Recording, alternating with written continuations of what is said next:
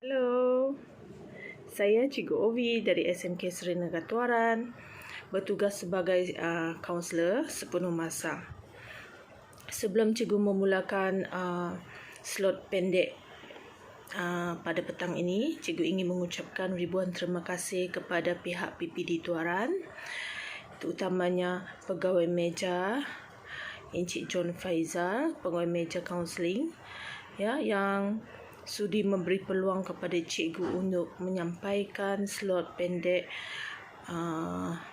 yang bertajuk Restu Keluarga Kunci Kejayaan Seseorang Murid.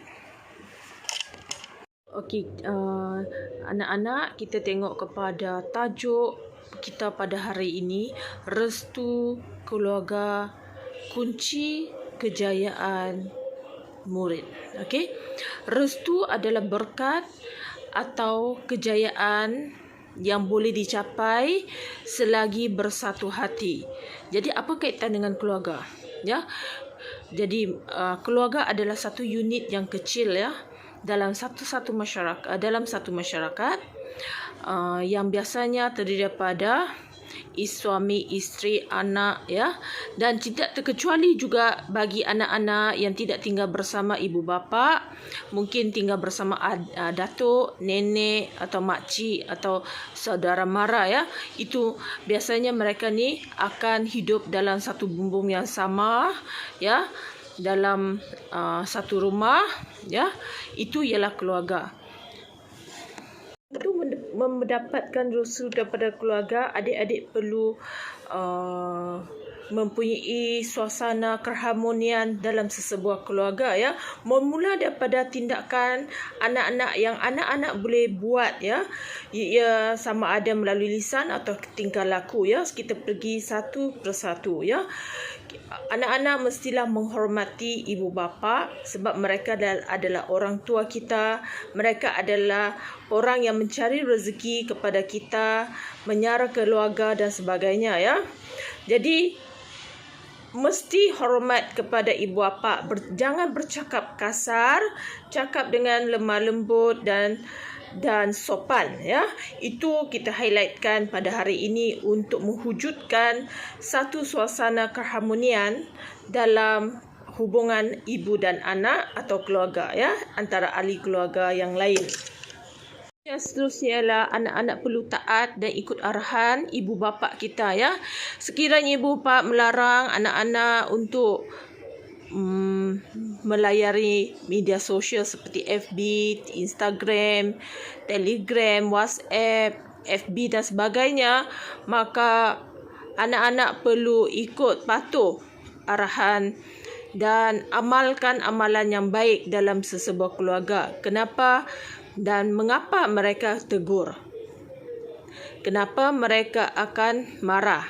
Itu ada hubung kait dengan tindakan anak-anak Kita kena buat refleksi diri kenapa ibu bapa sangat marah dengan kita dan mengambil tindakan, mungkin dia akan sekat kita punya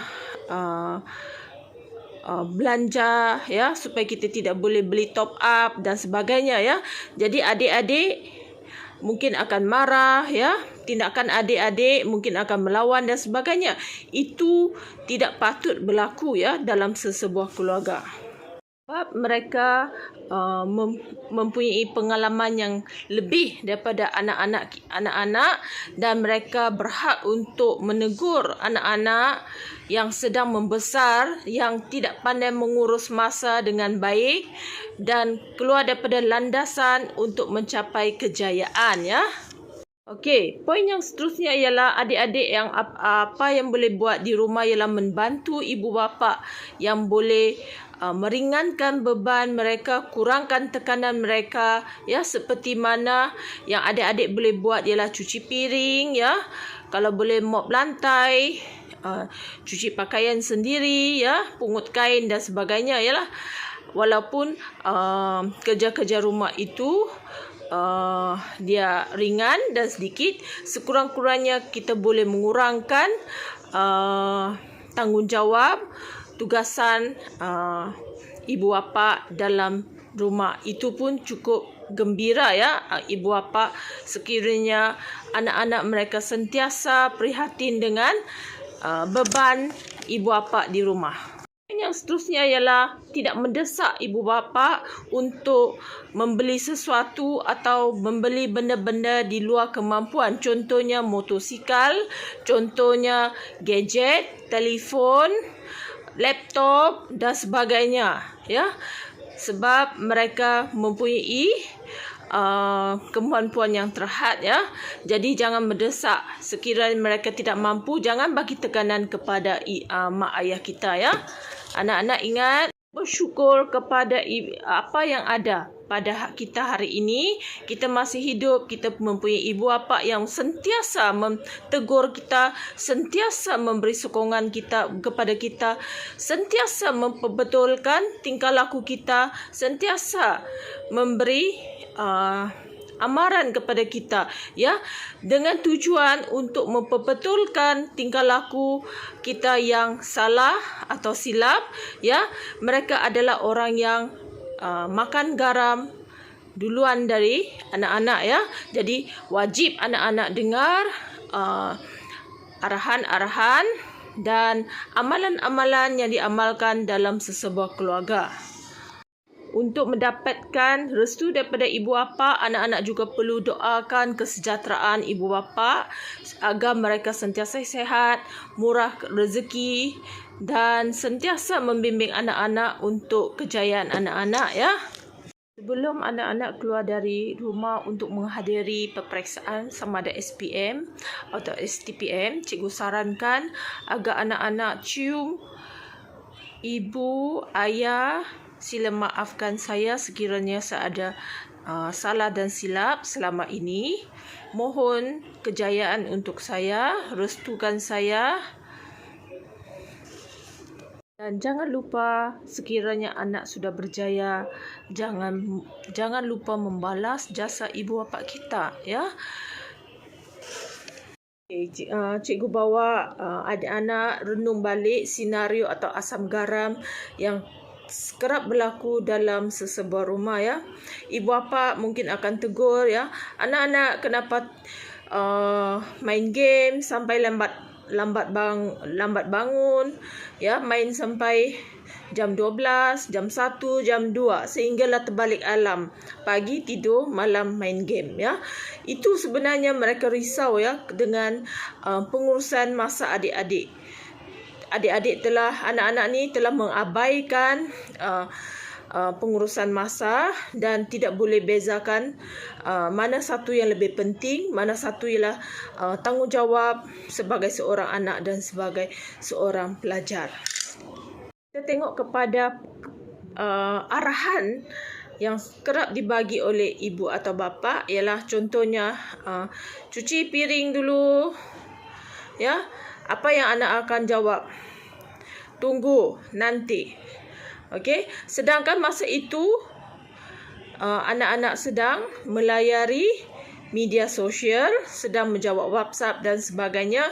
Lebih penting daripada mencuci piring ya. Sehinggalah tunggu dan nanti. Mungkin besok, infinity punya besok. Okey. Mungkin ada lagi satu ya yang selalu anak-anak sudah besar ya, mungkin ada kenderaan sendiri, ada kebebasan sikit, terus lambat balik ke rumah dan menimbulkan satu kerisauan, kebimbangan kepada anak-anak. Dan anak-anak ni pula tidak memaklumkan jam berapa pulang dan sebagainya. Dari segi keselamatan, ibu bapa sangat risau sebenarnya ya. Jadi janganlah menyebabkan mereka tertekan ya dalam sesebuah keluarga.